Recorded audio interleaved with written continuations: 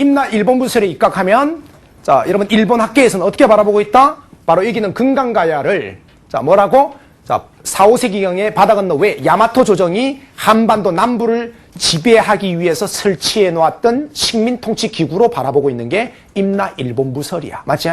그러면 이제 야들아 이렇게 해야 될 거 아니야. 선생님, 쪽발 이 새끼들 미친 새끼들 아닙니까?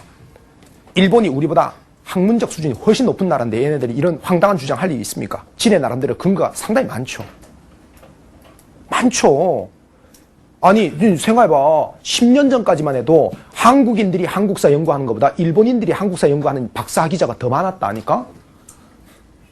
걔네들은 일제시대 이래로 한국사 사료나 이런 거 다 일본 애들 다 가지고 있잖아.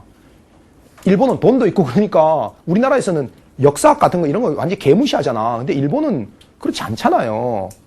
그러니까 지금도 아마 숫자는 비슷비슷할 거예요. 한국인들 중에서 한국사 연구하는 사람하고 일본인들 중에서 한국사 연구하는 사람하고 박사학위자 하면 비슷비슷할 거예요. 그럼 걔네들이 그럼 미친놈들도 아니고 인마들이 이렇게 주장하는 건 이유가 있을 거 아니야. 일본 측에 놓은 거는 크게 세 가지야. 크게 세 가지야. 이걸 알고 비판해야 돼. 제일 먼저 뭐라고? 광개토 대왕릉비에 나와 있는 AD 391년 즉 신묘연 기사를 쪽발이들이 자기들한테 유리하게 해석하기 때문에 요 임나 일본부설을 도출할 수 있었던 거야. 두 번째 간다. 두 번째. 자, 내가 두 번째 뭐라 써놨냐? 고대 일본의 역사서가 뭐라고? 일본 서기지. 맞나? 요 일본 서기라고 하는 책에 보면 자, 신공왕후편이 있어. 요 신공왕후편에 보면 백제와 신라가 경쟁적으로 야마토 조정에다가 정기적으로 조공을 했다는 기사가 있어. 이게 바로 유명한 신공왕후편의 조공기사야. 알겠지? 그 다음에 세 번째로는 자, 백제 뭡니까? 근초광 때 금구수태자가 왕자 시절에 외왕에게 준 칼이 칠지도야. 요 칠지도에 61글자의 명문이 새겨져 있는데 요 명문 해석을 둘러싸고 일본은 뭘 주장하고 있다? 백제 왕자 금구수태자가 외왕에게 헌상했다라고 이제 주장하고 있는 거지. 요 세 가지 논리가 임나 일본부설의 핵심적인 논거야. 알겠어요? 그러면 하나하나 빨리 반박하고 페이지 넘어가자. 일단 이건 어떻게 반박해? 요 칠지도의 명문을 해석할 때 우리는 이제 백제 하사설을 주장하죠. 쉽게 말하면 이제 칼이라고 하는 것은 높은 사람이 아랫 사람에게 신임의 표시로 칼을 주는 거니까 그 명문이나 이런 걸 우리는 전반적으로 어떻게 해석한다? 그러니까 백제 왕자가 외왕에게 신임의 표시로 준 것이다. 하사한 것이다. 이렇게 우리는 해석하죠. 알겠습니까? 그 의견 다툼의 여지가 좀 있고요. 그 다음에 이제 이 일본 서기에 요거는 선생님 어떻게 합니까? 요거는 어디다 문제 제기를 해봐야 된다. 요 책에다가 문제 제기를 해봐야 되는 거지. 요 책이 상당히 훗날에 더 쉬워졌거나 역사적 사실에 일본의 역사에서도 부합하지 않는 그런 게 많아요. 그래서 이 사료적 신빙성 자체가 이게 문제가 많은 거다, 이거.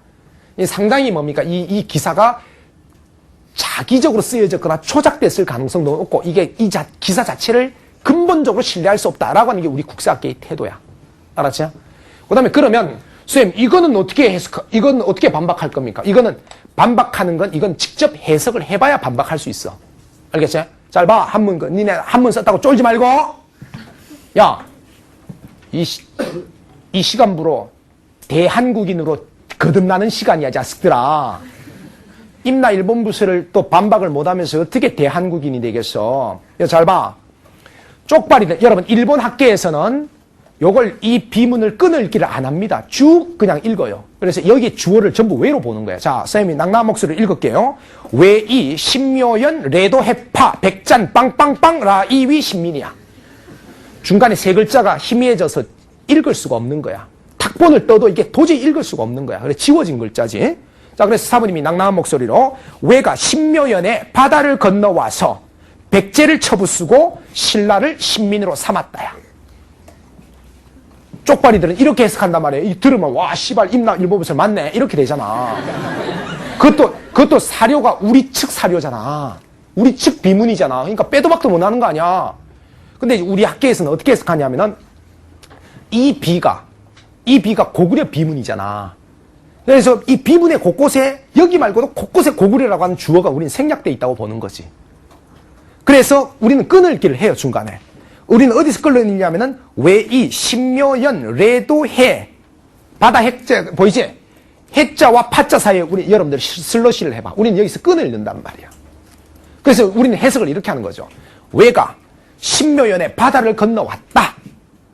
그래서 이제 우리는 슬러시, 해와 파 사이에 이제 그래서 여기에 대한 대응으로 우리의 태왕께서는 어떻게 했다고? 우리의 태왕께서는 이제 쉽게 말하면 이제 군대를 이끌고 나가서 어떻게 했다는 거야? 백잔을 처부수고 신라를 복속시켰다. 우리는 이렇게 해석하는 거지. 자, 여러분, 아까도 제가 말씀드렸지만 우리는 이렇게 해석하는 거야. 당시에 백제와 가야와 외가 이렇게 연결된 어떤 구조고, 알겠어요? 그 다음에 신라는 고구려 영향권 하에 있었기 때문에, 자, 이 391년 사건도 이제 우리 학계에서는 어떻게 해석하냐면은, 백제가, 그러니까 외가, 바다 건너 외가 신묘연에 바다를 건너왔다. 그러자 이 외에 대한 대응으로 얘네들과 연결되어 있는, 자, 광개토왕은 어떻게 했다고? 자, 여기에 이 외의 한반도 어떤 뭡니까? 진출에 대한 대응으로 태왕께서는 군대를 이끌고 백제를 복속시키고 신라를 신민으로 삼았다. 이런 우리는 이제 이렇게 여기서 백제를 처부수고 신라를 신민으로 삼은 주체를 우리는 태왕으로, 고구려 태왕으로 보는 거죠. 알겠습니까? 이런 어떤 해석상의 차이가 있습니다. 알겠죠? 그래서 임나 일본무설은 자, 이렇게 세 가지 논거를 가지고 있는데 이걸 우리가 비판